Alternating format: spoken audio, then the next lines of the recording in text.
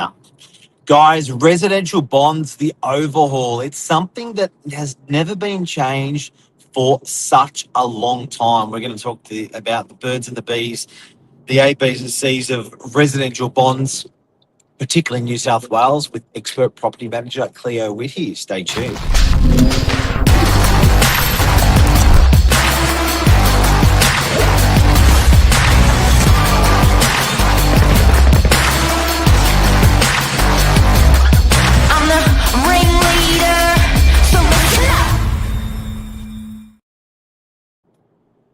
Cleo Whitty, how are you? Good morning on this chilly Thursday morning. It's cold today. Jack It's not Frost is that out. cold. Oh, look, I don't know. It feels it today a little bit, but that's good. It's all right. 14 degrees, 14 degrees. Yes, Um, the winter stuff's coming out. Bonds, rental Cleo, bonds. yeah, you're a veteran in property management, and bonds is a big thing to people out there. So, I guess for people that haven't worked it out, a residential bond, when you take a property, you need to have an extra 4 weeks on the table for your landlord. Um, and there Sorry. goes the phone. And with with your landlord, basically that is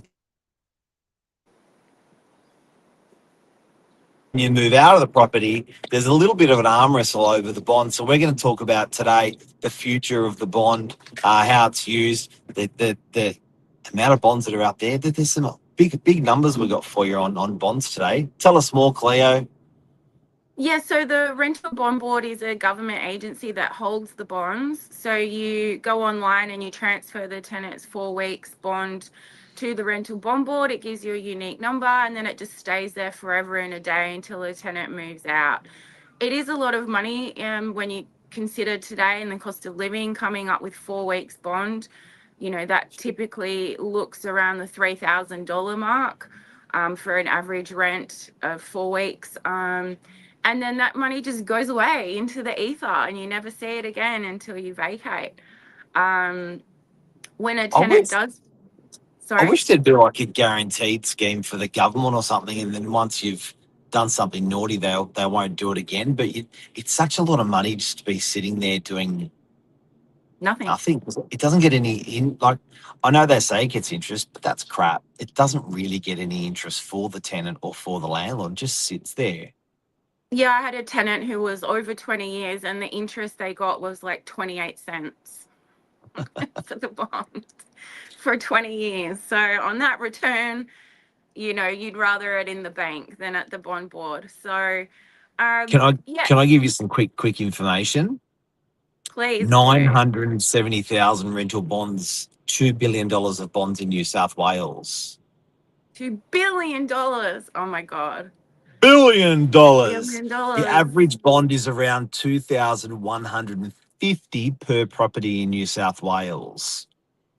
New South Wales has 8.5 million people. Between $6 and $7 billion are sitting there in rental bonds at any one time. Think about that, the billions of dollars of household cash that could be earned on bond money. That's a truckload. It is, especially in our housing market with all that's going on at the moment. That's a lot of untapped money that could help. I do have some tenants that have asked to have a portion of their bond paid back to them for rent relief. And, you know, that's an unusual one because it is meant to stay there for repairs and damages. It's not there for rent. But at the end of a tenancy, if you have that bond money there and you owe 2 weeks, a lot of the time a tenant will go, nah, just take it from the bond, in which case you can attribute that to rent It's the arrears. That's the classic property manager or landlord tenant arm wrestle when they go to move out, isn't it? They try to use the rent to pay the bond, and it's like, you can't do that. That's there for what? That's there for security that the property will be left in the same or similar manner that it was handed over to. So it's for repairs, essentially. Anytime a tenant vacates and there's a dispute on the bond, either party can put a freeze on it by claiming that bond, in which case you then have to fight it out at NCAT for whatever it is you're asking. It's always an amount of money that you're seeking. So whether it be rent arrears or repairs and damages, either way, you will get an order for an amount of money. Now, whether that money comes from the bond or whether it comes from the tenant's own pocket is determined at NCAT. So when you think about it, is it really necessary that it's there at the bond board, you know? Because a tenant will essentially still have to pay it. If you can show that, you know, the tenant has damaged the property or that there's rent owed, you know, it usually exceeds the bond a lot of the time in these cases. They have to then pay it back anyway. So, yeah. Bond rage? There is bond rage. There was that old sentiment of those cowboy landlords that just automatically thought that bond is theirs. Look, I'll use it to help touch up my paint or to police my blinds. You're like, no, you can't do that. It's only if the tenant has damaged the property, in which case fair wear and tear has always been in place, even since I first started in real estate. The interpretation of fair wear and tear has become more loose in favor of the tenants. Like a chip in a bench top is now considered fair wear and tear, whereas in my early days, if you chip that bench top, that's not fair wear and tear. That's damage. And that's all coming out of that bond. And that's coming out of that bond. Or not coming out of that bond. But with so if it so tenants obviously there's highly sensitivity because the tenants obviously want to use. How do tenants come up with double the money because they've often got to move into the next property and come up with another bond before they've got out of their bond? Like that must be that's. Do you know what I mean? I think is a constant juggle that we see. How do our tenants do that? You can do a transfer of bond. It was passed in legislation. You can't refuse a transfer of bond, but that leaves the property open to obviously transferring that bond. It has to be after the tenant vacates in order to do so, and you want it early, and it leaves the other landlord exposed if there is maintenance issues. I don't like to do transfers of bond. Usually when a tenant has committed to vacating, they are aware and prepare for that 4-week bond, knowing that they're going to get 4 weeks back because they've left the property immaculate and looked after it. So in that regard, I don't usually, I don't experience tenants not having the money for the bond. You don't have to pay it until the date or the day before you take occupation. So as long as it shows that it's cleared on their end, they can get the keys the next day. Most tenants secure a property 2-3 weeks before the move-in date. So you do have that buffer of time to come up with that money. Because but it's like it's a lot because if you got like what we just said, the average in New South Wales bonds $2,500. If you got $2,500 on the way out, $2,500, that's $5,000 of your money. Now, what I think is going to be interesting is the future of the bond and the way it's handled. It doesn't seem like it's actually had much love or overhaul in the last couple of years. I love the Airbnb model. There's no bond. They're still taking the same value property. There's no bond, and the paperwork is like, that I think with our legislation, our bond and all that, it's going to be interesting to see where that future of bonds goes. It could be done, there could be a system where government actually steps in and says, okay, we're going to spot, and if for people that are trying to get into, if they really want to do something, rather than slamming the landlords all the time and making it harder for landlords to supply properties to tenants, they should look at that system and say, how can we make it easier with residential bonds? How can we make the transfer easier? How can we make the liquid cash availability easier? Can we, much like the 5% deposit for first home buyers, can we actually spot some sort of guarantee in way of bond for people that are out there?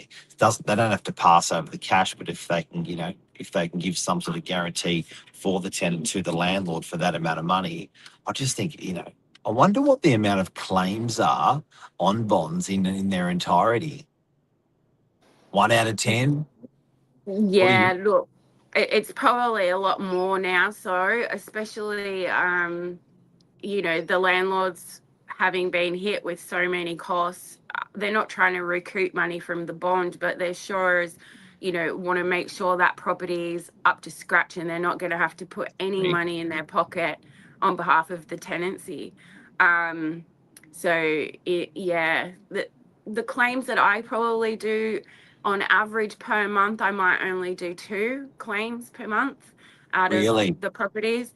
I do like to plan ahead. A pre-vacate's always important.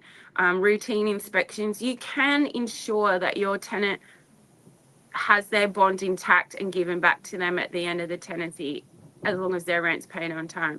If the cleaning's done by a professional cleaner, that they handle things like gardens and stuff well before they move out, there's no reason they shouldn't get their bond back. There's really no reason. The bond is always tied up for silly little things like carpet cleaning or showers, grouts, ovens, all the things that could have been done and dealt with well before it gets to that, mediation part or the cash grab or whatever you want to call it. But Yeah. yeah, look, it is a sensitive topic. It's a lot of money. And yeah, I agree. If the government does do something to change, the way bonds are held, maybe even a 5-star rating for tenants, like when you driver's license, when you never get any fines and you become a gold driver, then, why not be a gold star tenant? I've never had any claims against my bond. Been renting for 5 years. Why should I pay a bond? Yeah. And then the government says if you're a 5-star and you can, we've done 3 cycles of bonds and you've never had anything taken out of it, then you don't have to pay a bond, and we'll guarantee landlords out there for that. That's cool. Yeah. Well, Verified. it's Verified. yeah, gold stamp tenant. And we do have a lot of those. I have tenants, that have been with us for so long, and I never ever worry about the bond. Yeah, the only changes I remember the bond is it's always been you can't take more than 4 weeks. You used to be able to increase it a bit for a pet. You can't do that anymore. That's been a long time now. But sometimes when you had a pet, you'd say, oh, I want 6 weeks now, or I want 8 weeks now. And they stopped that. But that's really all the reforms that we've had. Not much. Interesting. Time for an Thank you. uphaul. Thank you very much. I think that's a good call out, Guy. The government's got to look at these bloody bonds. Have a great day. Thank you for Thank your you. wide and vast knowledge in property management. See you. Thanks, guys. I'm going Take inside where care. it's warmer. Go. Bye, Bye. bye, bye, bye.